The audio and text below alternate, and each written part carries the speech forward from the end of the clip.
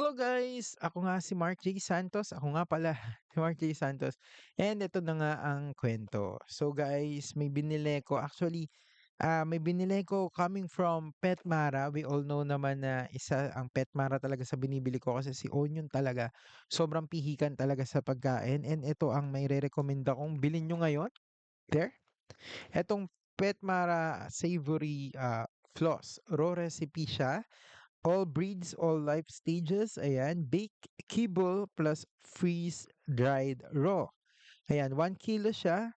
Ayan. And pure and raw. Ayan. And complete and balanced nutrition. Yun nga yung nakalagay dito. And of course, nasa 200 plus yata siya or 300. Ganun. Kaso, yun nga lang. Actually, ang ano nito, ito yung tsura niya. There. Oh, shit. Oh my God. Ayan. Hindi na masyadong kwan kasi paubos na siya pero may mga ganyan siya. Oh. May mga gano'n siya, may mga flaws siya, and yung korte nung kwan niya is ganito, ayan, there. So, yung aso ko kasi pihikan siya sa ganito, ito pa yung itsura nung ayan, yung sa savory, basta yun.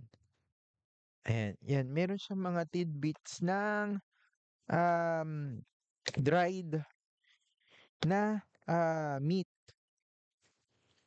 Wait lang, check natin kung ano nga ba yung mga dried meat na nandito kasi bumili din ako ng isa pang ganito, share ko rin sa inyo next time. Ayan, sabi dito, fresh chicken niya ay 26%. Purple sweet potato powder, meron siya nun. Ayan, frozen beef 10%. Freeze dried meat floss 3%. A total of, hindi joke lang.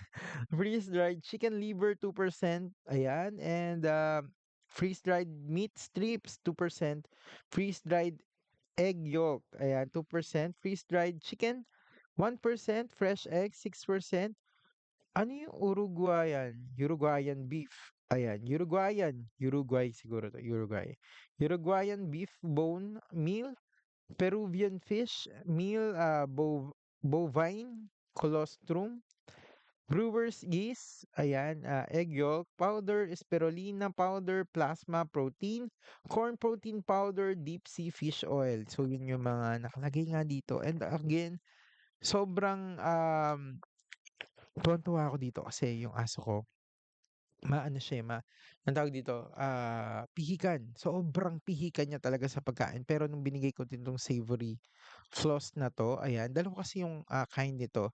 Next time i-share ko sa inyo kasi binili ko rin yung isa and kinakain din siya ni Onion. Pero ito talaga, nung pinakain ko siya kay Onion, pinatikim ko, tuloy-tuloy din talaga yung kain niya. Saka kahit lagay ako ng lagay, kinakain pa rin talaga niya, which is nakakatuwa lalo na kung katulad niyo yung, aking, pet baby, ayan, yung aking fur baby, eh, katulad niya na makuwan siya, pihikan.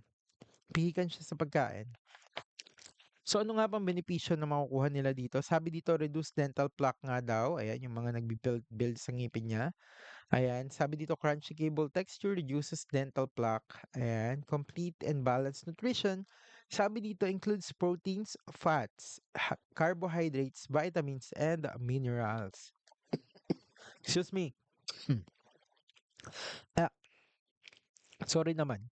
Ayun. So sabi pa dito, strong immune system. Brewer's yeast, ayan, vitamin E boost immunity and vitality. So boost siya ng immune system. And sabi pa dito, healthy skin and coat. Balance omega-3 and 6 for a healthy skin and shiny coat. Meron din siyang para sa healthy digestive system, which is yung natural fiber niya for improved digestion and stool quality. Saka yung strong bones and teeth. Ayan. May calcium siya, phosphorus, and vitamin D for strong bones and teeth. Yun nga yung mga benepisyo na pwede nyo makuha dito sa Petmara na yan. Again, hindi ako binayaran ng Petmara. Isa lang ako sa preferent talaga na talagang hirap na hirap. Fur parent. Fur parent, no? Parang, uy, ano daw? Pilipino. Fur parent. Ayan. na hirap magpakain nga ng mga fur baby natin.